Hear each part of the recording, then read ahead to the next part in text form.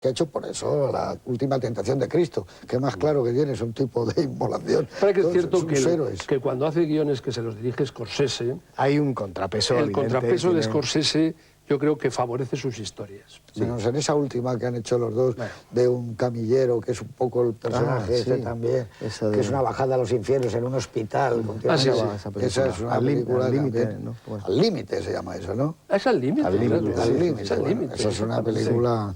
A mí, en cambio, cuando es puro, son esos personajes, tú dices, de humor. La película como más de comedia... es American Gigolo, que está muy bien. Bueno, es una película con una fascinación por los colores mucho más acentuada que aquí. La moda le hace una estrella ahí a Richard Gere. A Richard Gere. Es una película, a mí me parece que es una película clave. Y su versión de la Mujer Pantera, la de Cat People, esta también, que tiene... Más oscura que la propia Mujer Pantera. Pero muy... Ahora, American Gigolo pasará a las enciclopedias de cine porque es la primera película que salía desnudo de Richard Gere, cosa que yo creo que al señor Ryder no le gustará nada, que eso le haga ser una famosa. Pero vamos, era una película muy... A mí me gusta también American Gigolo, no solo por la presencia de Richard Gere, que también, claro, está excelente. Pero es una película con una visión... Él lo que yo sí creo que tiene es una visión muy de la vida americana, de como tenían aquellos pioneros de rifle, perro y Biblia, que eran los auténticos, porque cualquier escena de una película suya te recuerda en otras. Por ejemplo, el funeral tiene mucha más riqueza y mucha más autenticidad que incluso el de Big Chill, Escalofrío. Cuando se reúnen aquellos, es como más Hollywood, aquellos... No, esto es como más de verdad. Y las visiones de la vida americana están en el realismo ese sucio de Carver. Yo creo, tú has citado a Carver y es verdad. Yo he citado a Patricia Highsmith porque los primeros relatos de Patricia Highsmith son oscuras. Los relatos son oscuras y tienen que ver con eso. Tienen que ver con una estética también pictórica. La América profunda está aquí muy bien vista y desde luego no podemos ver ahora Fargo sin recordar que tiene un antecedente visual en esta clarísimo, ¿no? Lo que tiene de metáfora de aislamiento el mundo de la nieve, porque New Hampshire luego es un sitio, digamos, alegre en verano, que tiene otra vida, etc. Pero cuando llegan las nieves, llega el mundo que se te cierra más todavía. 6 meses incomunicados, y 6 meses con nieve, y 6 meses que los días se hacen eternos, donde tienes tiempo para, como este tipo, para ir... imaginando otras cosas distintas, donde te das cuenta que tu trabajo no te gusta, que no eres feliz, esas cosas, la máquina de nieve, ¿quién la lleva hoy? Fulano. Claro, eso es un mundo de la carretera. Y no puedes ser buen policía, te tienes que evadir, te tienes que tomar cervezas en el coche, fumarte un canuto con los amigos de siempre, esconder que... Hacer de guardia de tráfico. Hacer de guardia de tráfico. Esa es una escena preciosa. Sí, cuando se cuelga él, cuando se cuelga. Está como colgado haciendo eso. Un poquito religioso. A Jesucristo, hombre. Por eso. No, es que yo creo que lo que caracteriza... Está jugando él a hacer... Lo que caracteriza más a este hombre es que tiene una visión trascendental de la vida. Claro, por eso. Y eso su libro se llama Estilo Trascendental. Por eso. Le hace un poco plasta a veces el sentido tan trascendental. Yo creo que hay algo en él y en su relación con la religión, con la familia, todo esto, que para mí me recuerda a Bergman y por eso también lo citaba al principio, porque hay algo realmente... Y a Bresson, él es un hombre que cree que la vida y las relaciones humanas son algo que trasciende a la pura apariencia. Y ahí está todo eso. Es que no hemos sido calvinistas, porque... Ni lo vamos a ser. Ya, claro. Es el jansenismo ilustrado.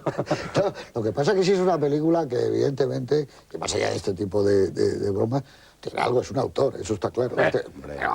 Como pocos, o sea, tiene una marca de fábrica desde sus primeros guiones y esta película a la vez... Pero es un autor más como guionista que como director. Yo creo que el sello... También. Sí, también. Pero yo digo que el sello personal... Sí, porque esta imagen de Nick Nolte, así, eso es de director, no es de Pero es curioso porque a mí me parece que en las películas, sobre todo en esta, normalmente en las películas uno analiza lo que ocurre y te puede interesar lo que ocurre o cómo ocurre. Pero en el caso de esta película te interesa más el por qué ocurre. Porque realmente la reflexión está... no en lo que pasa y en cómo pasa, sino por qué pasa eso. Y contestando a la pregunta ¿por qué pasa eso? Es cuando entras en las intenciones secretas. ¿Por qué matan en la caza? ¿Por qué se matan unos a otros? Aparte de las otras metáforas que puede haber del retrato de la burguesía española o tal, aparte de eso, digo, ¿por qué se mata?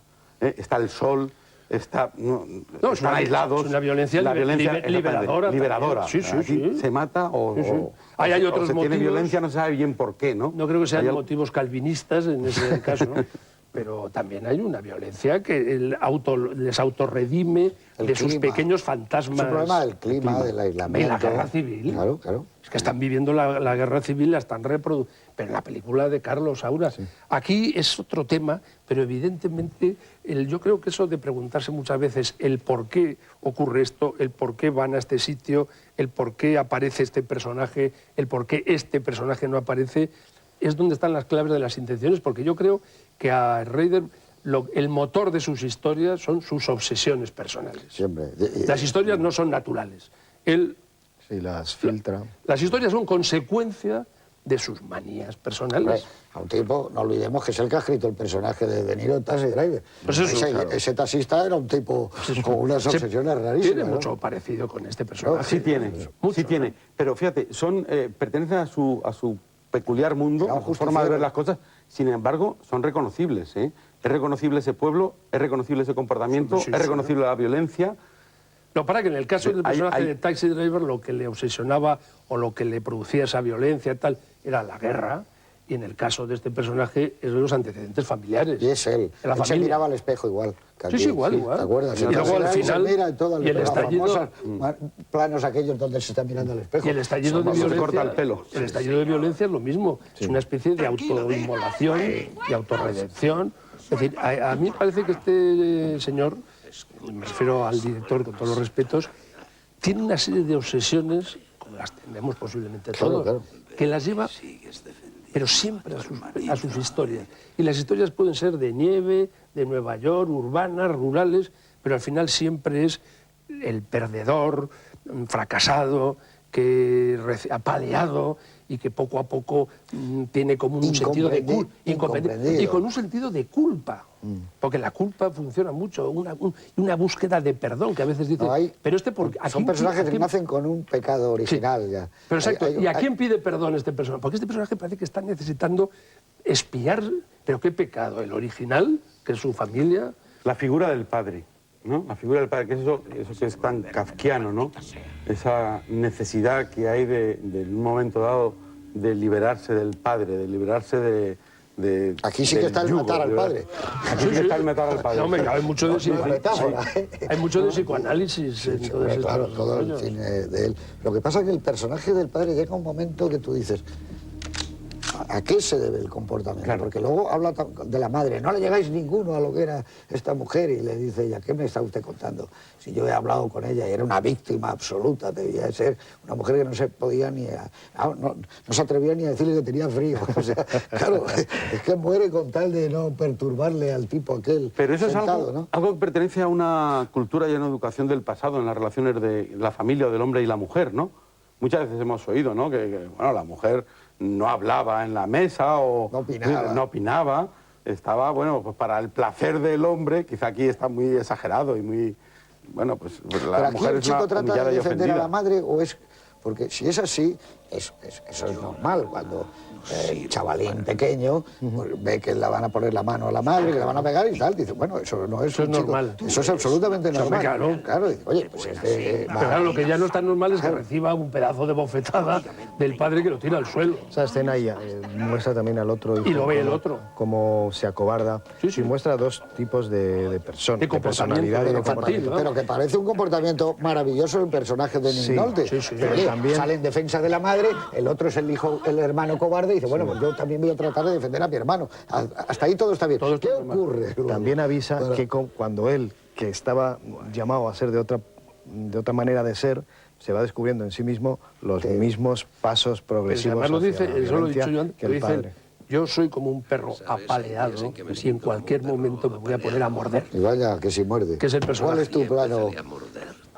Vas a coger de la muela, claro, pero es que no, a mí lo que me gusta mucho, aparte de ese fuego liberador, que evidentemente es una imagen visualmente hermosa. Y difícil de rodar, a no ser que la hayan hecho con 2 cámaras, ¿no? Porque él vuelve otra vez a la habitación, yo creo que están hechos con 2 cámaras. A mí la que me gusta mucho es cuando muere el padre, por ese error, dices una broma y tal, cuando él se acerca al rostro del padre.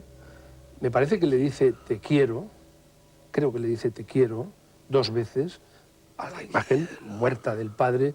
Entonces le empieza a acariciar la cara con una extraña ternura rara en un personaje como este hombre que no ha recibido más que golpes, y termina pasándose la mano por su propia frente, como reconociéndose unos ciertos